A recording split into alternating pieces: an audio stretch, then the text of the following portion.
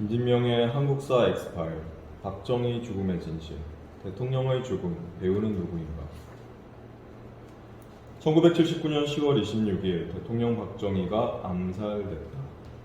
당시는 내부적으로 유신체제와 긴급조치 등으로 영구집권을 획책하는 정권에 대항해 민주화 요구가 거세게 일고 있었고, 외부적으로는 미국의 지미 카터 대통령이 한국에서 주한미군을 철수시키겠다는 발표를 했던 때였다.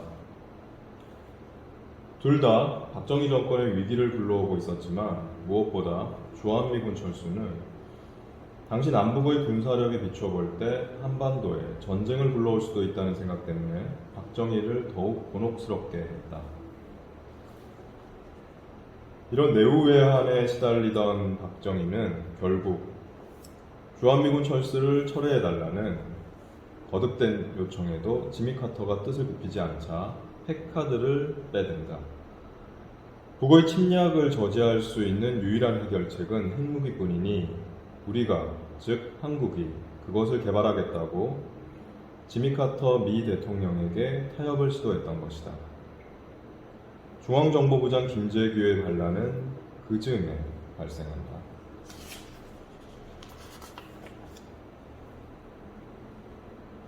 군사 쿠데타의 2인자 김종필이 만든 중앙정보부가 박정희 체제 유지의 시금석이었음은 누구나 알고 있는 사실이다. 그렇기에 나는 새도 떨어뜨린다는 중앙정보부의 막강한 권력의 수장은 언제나 대통령의 신복 중 신복이면서 모든 걸 바쳐서 대통령에게 충성할 수 있다고 판단되는 자만이 오를 수 있다.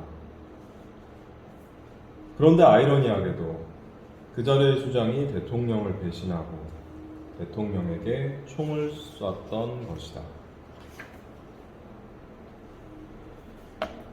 이 사건에 대한 합동수사본부의 당시 발표는 김재규 중앙정보부장이 안가의 소연회에서 당시 자리를 함께했던 경호실장 차지철로부터 모욕적인 발언을 듣고 순간적으로 격분해 벌인 우발적 사건으로 규정하고 있다.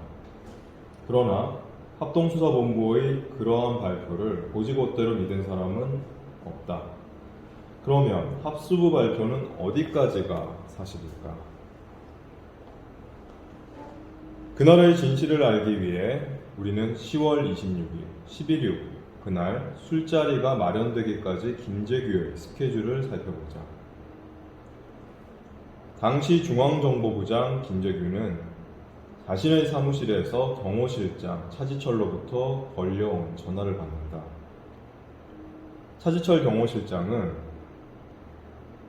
가깝게서 곧 오실 거라며 김재규에게 전화를 했는데, 그날은 삽교천 방조제가 완공된 날이어서 대통령이 참석해 테이프 커팅을 한 후 헬리콥터를 타고 귀경하던 중이었고, 차지철이 전화를 걸어 이를 김재규에게 알린 것이다. 박정희 대통령은 평소 궁정동의 안가에서 술을 마셨는데 그 안가를 중앙정보부에서 관리하고 있었다. 소연회를 준비하라는 차지철의 전화를 받은 김재규는 의전과장 박선호에게 연회 준비를 지시한다. 당시 의전과장이었던 박선호의 발언에 따르면 박선호는 가수 심수봉과 여대생 모델 신재순을 프라자 호텔로 불러 연회에 참석할 준비를 시켰다고 한다. 그러고 나서 김재규는 매우 엉뚱한 전화 한 통을 건다. 육군참모총장 정승화에게 전화를 걸었던 것이다. 김재규는 정 총장에게 오늘 저녁을 함께 하자고 전화를 했다. 정 총장은 이에 동의했고, 당일의 김재규의 행적에 대해서 궁정동 안가에는 건물이 여러 동 있는데 김재규는 그중 한 동의 연회를 준비시키면서 동시에 다른 옆동에 정승화 육군참모총장을 초대했던 것이다. 대통령과 저녁 술자리가 잡힌 당일에 그는 왜 육참총장을 부른 것일까? 그러고 나서 김재규는 다시 중앙정보부 제2차장 김정섭에게 전화를 한다. 김재규는 육군 참모총장과 저녁 약속이 있었는데 갑자기 각하의 소연회 연락이 와서 자리하기 어렵게 되었으니 대신 나가달라는 거짓말을 한다. 이는 순서를 거꾸로 이야기한 것이다. 그때 김재규는 왜 육참총장을 불렀을까? 그건 이미 김재규가 그날 저녁에 대한 계획을 머릿속에 가지고 있었다는 증거가 아닐까. 국가의 비상사태가 발생하면 모든 힘이 육군 참모총장에게 가게 돼 있다. 육군 참모총장이 계엄사령관이 되기 때문이다. 김재규의 이렇듯 준비된 행동에 미뤄볼 때 합수부의 우발적 범행이란 발표는 앞뒤가 맞지 않는 것이다. 그렇다면 김재규는 과연 언제부터 이 거사를 준비했던 것일까? 김재규가 왜 박정희를 죽이려 했는지 알기 위해서는 김재규라는 사람이 당시 어떤 생각을 하고 있었는지, 그리고 어떤 사람들과 접촉하고 있었는지를 살피는 게 중요할 것이다.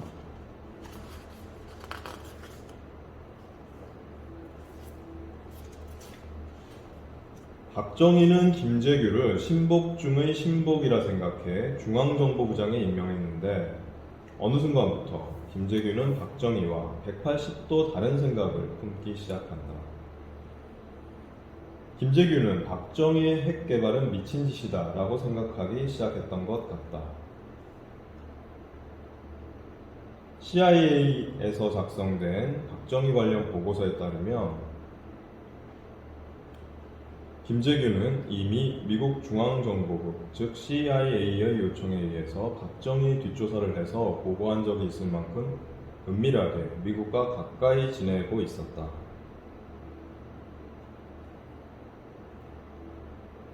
박정희가 핵개발로 미국과 타협을 하려던 그 즈음에 마침 CIA 국장인 스탠스필드 터너가 김재규를 미국으로 초청한 일이 있었다. 그때 박정희는 당연히 주한미군 철수를 철회하라는 데에 CIA가 힘써달라는 부탁을 하라고 김재규에게 지시한다. 당시 둘 사이에 오간 밀담을 현재로서는 알 수 없다.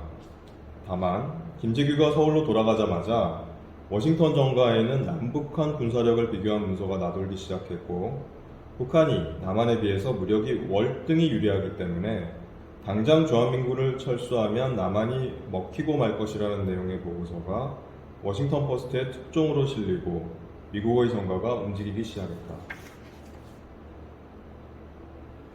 김재규를 연구할 때 또 하나 주목해야 할 인물 중에는 스티브라는 인물이 있다. 주한미군 중위로 한국에 부임한 CIA 요원 스티브는 미국에서 유창한 한국어 교육을 받았다. 터너는 미국을 방문한 김재규에게 이렇게 말했다고 한다. 김재규 당신은 영어가 너무 서툴다. 속내를 나누려면 영어를 잘해야 한다. 좋은 사람이 있으니 영어 교사로 써라. 바로 스티브라는 친구다. 스티브는 김재규에게 영어를 가르치면서 수시로 미국 주요 인사들의 생각을 김재규에게 전해준 것으로 보인다. 가뜩이나 미국을 추종하는 김재규를 스티브는 더욱더 세뇌시키고 조종했던 것이다. 이로 인해 김재규는 미국을 믿었고 미국이 자신의 뒤를 바치고 있다고 확신했다. 그랬기에 암살 이후 합수부의 신문을 받을 때 내 뒤에는 미국이 있다고 절규했다. 핵에 대한 이견 외에 김재규가 대통령을 쏜 이유를 하나 더 찾자면 김재규는 당시 사회 상황에 대해서도 박정희와 완전히 다른 인식을 가졌던 것이다. 김재규는 부마 사태를 진압하는 과정에 그 반정부 시위는 정부가 선전하는 좌익이나 일부 불순 노동자, 학생만이 아닌 일반 시민과 중산층이 가담한 그야말로 엄청난 규모의 항쟁이라고 판단했다. 이유구는 이대로는 큰일 난다. 박정희로는 안 된다는 신념을 받게 되었던 것이다. 그 증거가 김재규의 구테타 도상 연습이다. 김진명 작가는 당시 중앙정보부 감찰실장으로 있던 김학포 장군으로부터 이와 같은 이야기를 직접 전해 들었다. 감찰실장 김학포는 당시 김재규의 신복 중의 신복이었다. 당시 감찰실장 김학포의 증언에 따르면 김재규 부장과 김학포 실장은 순식간에 한국을 마비시키는 연습을 볼백 번도 더 했다고 한다. 한국 사회를 움직이는 요인 150명가량을 밤새 연행하며 그것으로 끝난다고 생각했다. 그래서 실제 그 리스트를 뽑아 직원들로 하여금 연행해오는 도상 연습을 펼치고 했었다. 그때 신호는 김학포 시작해였다. 김재규가 그 한마디만 김학포에게 했어도 상황은 달라졌을 텐데 김재규 중정부장이 왜 뜬금없이 중앙정보부가 아닌 육참으로 갔는지 김학포 실장은 아직도 이해하지 못한다. 시간을 거슬러 11.6 당시 김재규는 박정희와 차지철을 죽이고 나서 육군 참모총장 정승화와 같은 차를 타고 현장을 떠난다. 당연히 자신의 부하들이 기다리고 있을 중앙정보부가 있는 남산으로 가야 할 텐데 김재규는 중앙정보부를 100m 앞에서 남겨두고 차를 꺾어 용산에 있는 육군본부 벙커로 간다. 우선 이 사실에서 우리는 그간 박정희를 제거한 후 어떻게 했다는 계획까지 철저히 짜두었던 그가 갑자기 신경의 변화를 일으켰다는 사실을 확인할 수 있다. 이때 김재규가 자신의 본거지인 중정을 두고 육군 벙커로 갔다면 그것은 이미 정승화와 입을 맞추고 있었거나 아니면 목숨을 건 거사를 함께할 만큼 막역한 사이였다는 건데 두 사람은 결코 입을 맞춘 적도 그렇다고 막역한 사이도 아니었다는 것이 세상에 널리 알려져 있다. 그렇다면 김재규가 중차대한 시점에 중정이 아닌 육군 벙커를 택한 이유는 무엇이었을까?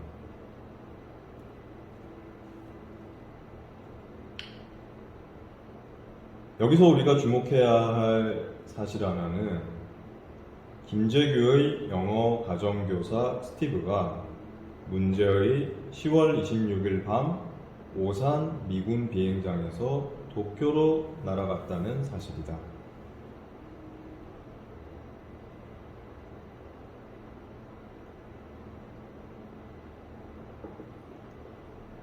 스티브는 실제든 부지불식간이든 김재규를 조종하고 컨트롤하던 인물이다. 그런 그가 10월 26일 바로 그날 밤 한국을 떠났다는 사실이 결코 예사로워 보이지 않는다.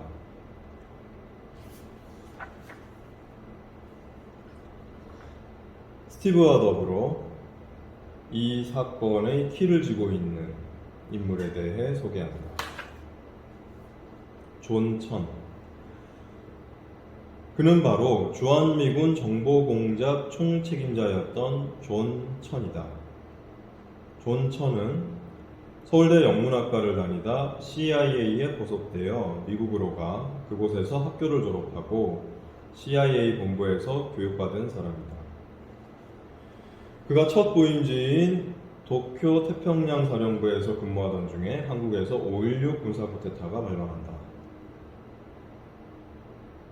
그때 CIA가 존 천에게 하달한 임무는 한국으로 들어가서 쿠데타 주동자인 박정희가 어떤 사람인지 조사해서 보고하라는 것이었다. 당시의 박정희는 외부에서 봤을 때 그야말로 베일에 쌓인 인물이었다. 하지만 어쨌든 박정희는 남로당 당원 출신이기도 했다. 그래서 존 천은 한국으로 갔고 바로 박정희를 만난다. 이후 존천의 증언에 따르면 박정희를 만났을 때 박정희는 감정이 격해졌는지 눈물까지 보이면서 그냥 두면 내 조국 대한민국이 정말 비참한 상태로 전락하기 때문에 오로지 나라를 제대로 키워보고 싶은 애국심 하나로 공개한 것이라고 호소했다고 합니다.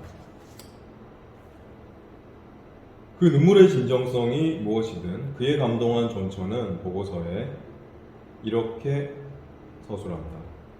박정희는 좌익이 아니다. 빨갱이가 아니라 반공주의자면서 나라를 걱정하는 훌륭한 군인이다.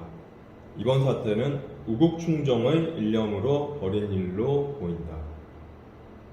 존천의 보고서를 받아든 CIA 그리고 미국은 결국 박정희의 군사 쿠데타를 용인했으며 이로써 존천은 박정희의 은인 중의 은인이 되었다. 이후 존천은 아예 한국으로 배속되어 주한미국의 첩보공작부서에 일하게 된다. 물론 뿌리는 여전히 CIA였지만 그는 차츰 승진해서 주한미군 정보공작 총책임자가 된다. 문제는 이 특별한 존천이 어쩐 일인지 10월 26일 박정희 서거 당일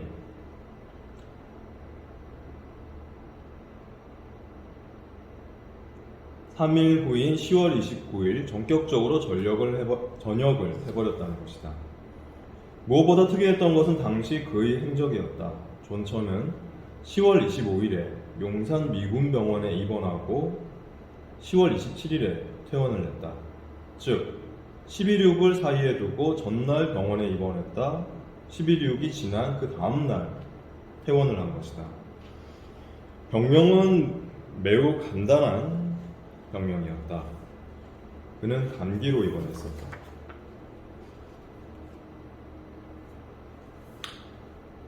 김진명 작가는 숱한 노력 끝에 존천에게 11.6에 대한 이야기를 듣게 된다. 존천은 비라도 내리는 날이면 바바리 코트를 입고 바에 들어가 음악과 함께 술을 즐길 정도로 낭만적인 사람이었다. 그는 자신의 손으로 살린 박정희를 좋아했다. 그래서 박정희를 보호하고 도우려는 마음이 있었다. 그랬던 존천이 왜 갑자기 전역을 했느냐고 묻자 존천은 하우스먼 얘기를 꺼냈다.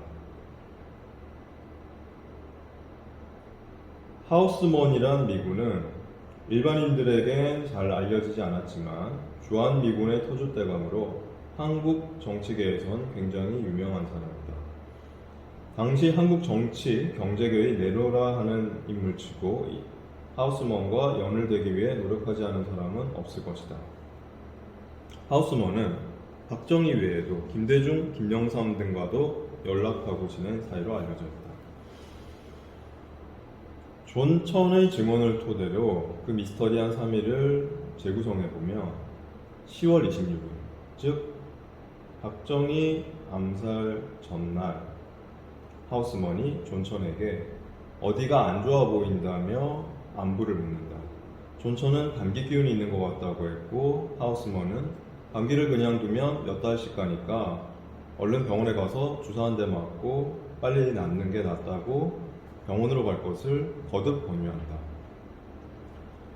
하우스먼의 거듭된 권유에 부대 내에 있는 미군 병원에 간 존천은 그저 주사 한 대를 맞고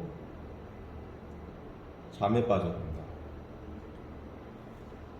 존천은 깊은 잠에 빠졌고 일어난 시점은 이틀이 지난 10월 27일 오전이었다. 일어나 보니 지난밤에 대통령 박정희가 죽었고 난리가 나 부대가 뒤숭숭한 상태였다. 박 대통령이 피살됐다는 내용을 전해들은 존천은 하우스먼에게 어떻게 이럴 수 있냐며 항의했고 화가 난 존천은 곧바로 전역원을 내고 미국으로 돌아가 버렸다.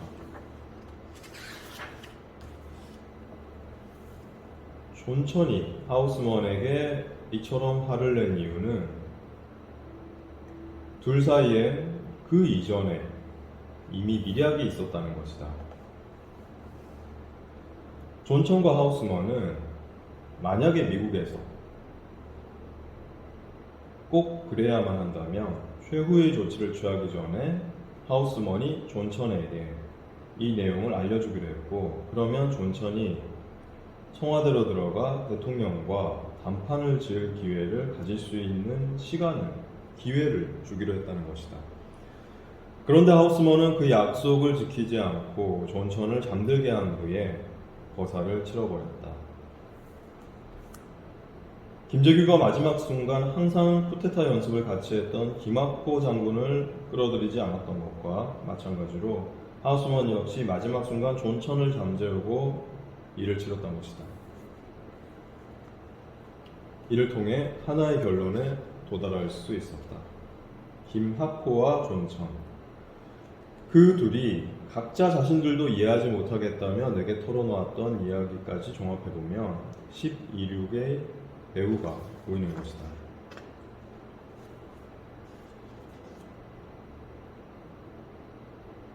모든 자료와 증언, 정황 증거로 판단해볼 때 머리가 누구였건 미국이라는 거대한 존재가 김재규로 하여금 육군 벙커로 가도록 지시를 했거나 유도했고, 연락책이 바로 스티브였던 것이다. 이러한 일련의 과정 중에 김재규의 쿠데타는 실패하고 그간 박정희에 의해 비밀리에 축적되던 모든 핵개발 기술이 사라져버렸다는 것이다.